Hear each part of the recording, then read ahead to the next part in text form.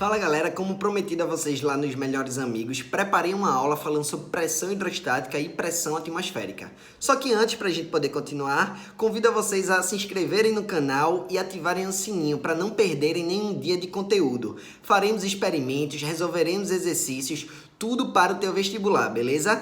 Então bora nessa, se liga! Então, para a gente falar sobre pressão, a gente precisa entender o que é essa pressão. E o que é essa pressão atmosférica? Também chamada de pressão barométrica. Para quem já viu, o instrumento que mede pressão se chama barômetro, certo?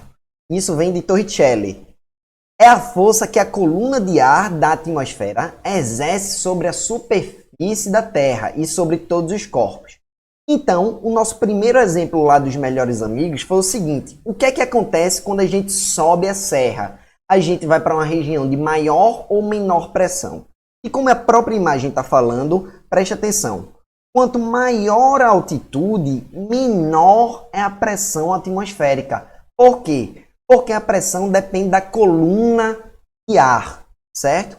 Então, quanto mais baixo, quanto mais próximo do nível do mar, maior é a pressão atmosférica, porque nós teremos a menor altitude. Então, menor altitude, maior pressão atmosférica. Então, a pressão atmosférica ao nível do mar, nós já sabemos que é a maior possível, que vale 10 a quinta Pascal, que é a unidade no Sistema Internacional de Medida, que na verdade vale Newton por metro quadrado. E 10 a quinta Pascal vale 1 atm. Então, a nível do mar, 1 atm é 10 a quinta Pascal. Certo? E a gente pode relacionar essa pressão com outra unidade, com outra grandeza, que é chamada de temperatura. Então, quanto menor for a pressão exercida, menor será a temperatura de ebulição do líquido e vice-versa. Como assim? Imagina que você traga uma panela com água fervendo, certo? Até a altura do pico dessa montanha. Então, o que é que acontece? A menor coluna de ar vai estar atuando sobre essa panela. Então, consequentemente, a temperatura com que essa água vai entrar em ebulição vai ser menor que 100 graus. E quanto mais próximo do nível do mar, quanto mais próximo a 1 atm, certo? Maior será essa temperatura de ebulição da água. Então, a 1 atm, a temperatura de ebulição é conhecida a 100 graus Celsius. Certo?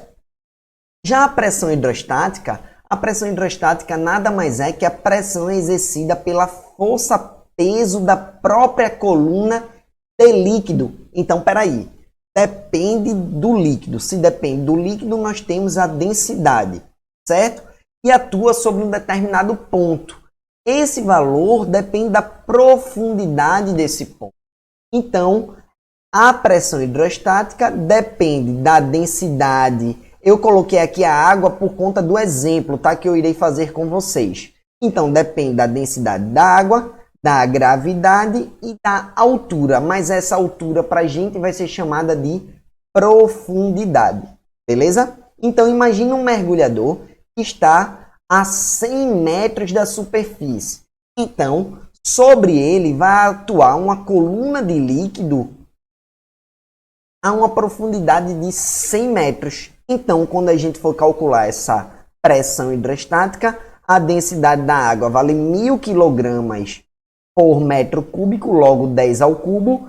A gravidade da Terra é aproximadamente 10 e a profundidade que nós consideramos foi de 100 metros. Então, a pressão hidrostática está sendo 10 vezes 10 a quinta Pascal. Se a gente quisesse falar isso em termos de atmosfera terrestre, 10 a quinta Pascal vale 1 atm. Então, essa pressão hidrostática vai valer 10 atm. Beleza? Então, se liga. Só que nesse mergulhador que está a 100 metros de profundidade, não vai atuar somente a pressão hidrostática, que é a pressão do líquido. Vai atuar também a pressão atmosférica, porque ele estava a nível do mar, certo? Então, a pressão total vai depender dessa pressão a nível do mar, mais a pressão hidrostática. A pressão atmosférica é 1 atm e essa pressão hidrostática calculada por a gente no slide anterior foi de 10 atm. Então, a pressão total sobre esse mergulhador está sendo de 11 atm. Beleza? Eu trouxe para a gente uma questãozinha que já caiu no vestibular. E ela diz o seguinte: imagine que você esteja diante de uma piscina de 4 metros de profundidade. Calcule a pressão no fundo dessa piscina em atm, em atmosférica terrestre, certo? Efetuado o cálculo, marque a alternativa correta. Então, preste atenção. A própria questão já nos trouxe alguns dados, certo? A densidade da água, a pressão atmosférica que vale 1 atm ou 10 a quinta pascal, certo? E a gravidade da Terra, que é aproximadamente 10 metros por segundo ao quadrado. Então, é isso que ele está dizendo. Nesses 4 metros, fora a pressão que atua, que é da coluna de líquido, também vai atuar sobre ele a pressão atmosférica, não é isso?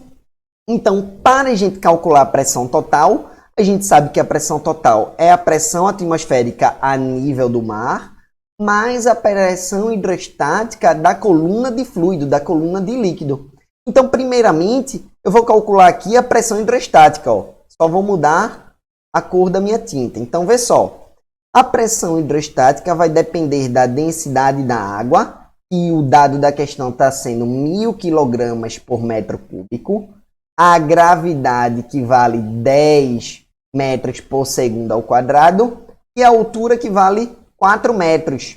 Então, aqui, ó, 1.000, 10 vezes 4. Cheguei numa pressão hidrostática de 0,4 vezes 10 a quinta pascal, certo? Aqui vai o outro dado da questão, ó. 10 a quinta pascal vale exatamente 1 atm. Então, essa pressão hidrostática está valendo 0,4 vezes 1. No caso, 0,4 atm. Beleza? Por isso que quando eu volto para cá para calcular essa pressão total, a pressão total vai valer uma pressão atmosférica, que é a pressão a nível do mar, que é 1 atm, mais a pressão hidrostática calculada no mergulhador, a 4 metros de profundidade, que vale 0,4. Por isso que a pressão total vale 1,4 atm, gabarito letra T, é só você chegar e marcar, e com isso a gente finalizou o conteúdo falando de pressão atmosférica e pressão atmosférica, a hidrostática, que é muito importante para a tua prova do Enem, tá bom? Se liga, não perca nenhum dia de conteúdo e até mais. Muito obrigado!